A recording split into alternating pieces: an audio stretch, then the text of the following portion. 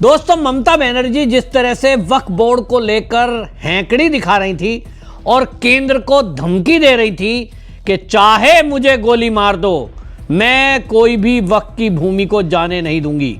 अब ममता बनर्जी वक्फ बोर्ड पर U turn लेती नजर आ रही हैं।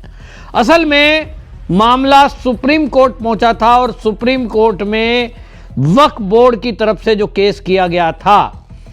उसमें तत्काल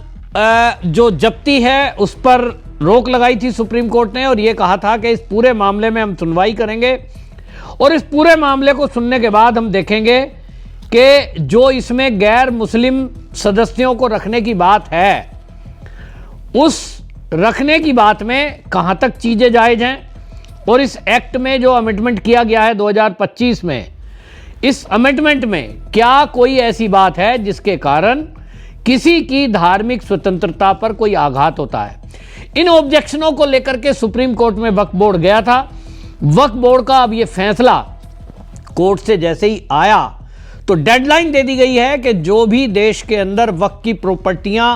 अपना दावा करना चाहता है वो ये समझ ले कि ये जो वक्फ बोर्ड अमेंडमेंट बिल केंद्र सरकार, मोदी सरकार लाई है, इसमें कोई गलती नहीं है, कोई खामी नहीं है। और क्योंकि ये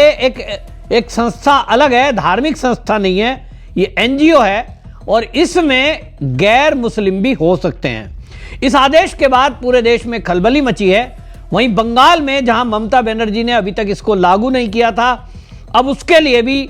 6 दिसंबर की डेडलाइन सुप्रीम कोर्ट ने दी है और यह कहा है, केंद्र का निर्देश है कि अब जो है आप वक्फ की संपत्तियों का रिकॉर्ड 6 दिसंबर तक यूएमआईडी पोर्टल पर अपलोड कर लेना चाहिए और अगर 6 दिसंबर से तक नहीं हुआ, जिन प्रॉपर्टियों का नहीं हुआ अपलोड, तो समझ लीजिए वो फिर सरकार जब्त कर लेगी। आपको बता दूं कि बंगाल में अभी तक जो दावे किए जाते हैं 82,000 वक्फ बोर्ड का ये डाटा अपलोड है। ये कहते हैं कि हमारी संपत्ति है, इन्होंने अपलोड किया, लेकिन उसमें मात्र 8,063 ही रजिस्टर्ड हैं। मतलब समझ रहे हैं, केवल 10% संपत्तियां रजिस्टर्ड हैं, बाकी अनरजिस्टर्ड हैं। और इसीलिए यह कहा गया कि अनरजिस्टर्ड जो प्रॉपर्टी है अब उस पर निश्चित रूप से यह देखा जाएगा कि वो वाकई में वक्फ बोर्ड की है या किन्हीं आम आदमियों की है।